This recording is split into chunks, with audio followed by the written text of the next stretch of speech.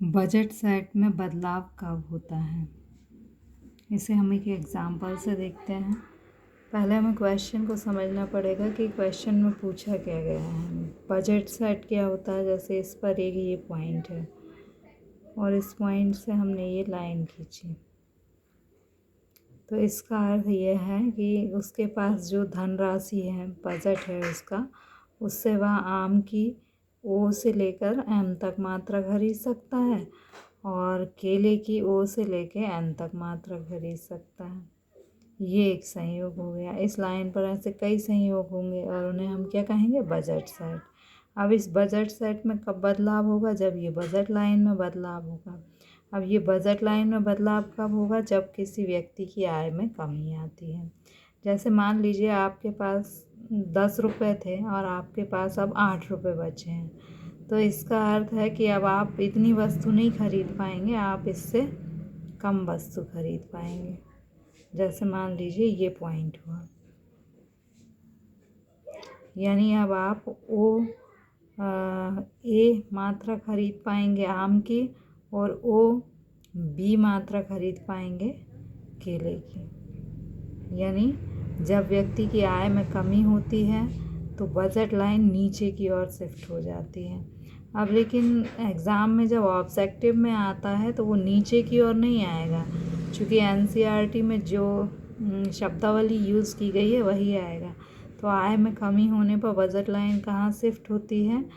आवक स्थानापन्न। ये वर्ड आपको याद रखना है, आवक। अब देखिए दूसरा कि जब आय में वृद्धि होती है, मान लीजिए ये शुरू की बजट लाइन है और आपकी आय में वृद्धि हो गई, 10 रुपये की जगह आपके पास 20 रुपये हुए, तो क्या होगा?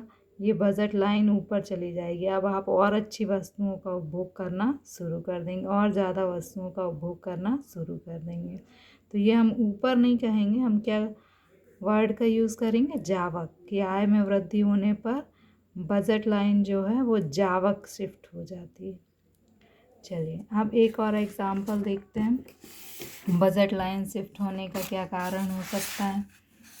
देखिए, यदि जो आम हैं वो 2 रुपये किलो थे, ठीक, और केले जो हैं वो 1 रुपये किलो मान लेते हैं हम।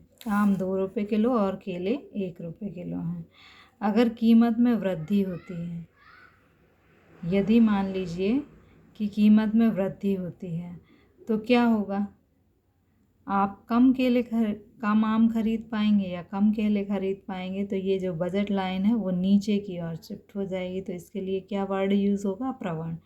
ये जो कठिन वर्ड है ये केवल ऑब्जेक्टिव की दृष्टि से याद करना है, बाकी तो इसकी सरल शब्दावली आप यूज़ कर सकते हैं।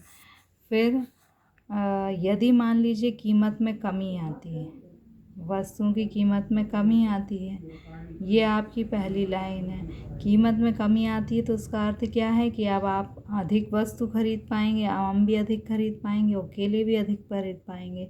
जब आप अधिक चीज़ खरीदेंगे तो ये जो बजट लाइन है वो ऊपर की ओर शिफ्ट हो जाएगी। तो ऊपर की ओर शिफ्ट हो जाएगी तो हम क्या कहेंगे? सपाट। देखिए क्या होता है कि इसका जो ढाल है वो ज़्यादा ढाल होता है, तो उसे हम क्या कहते हैं? प्रवण।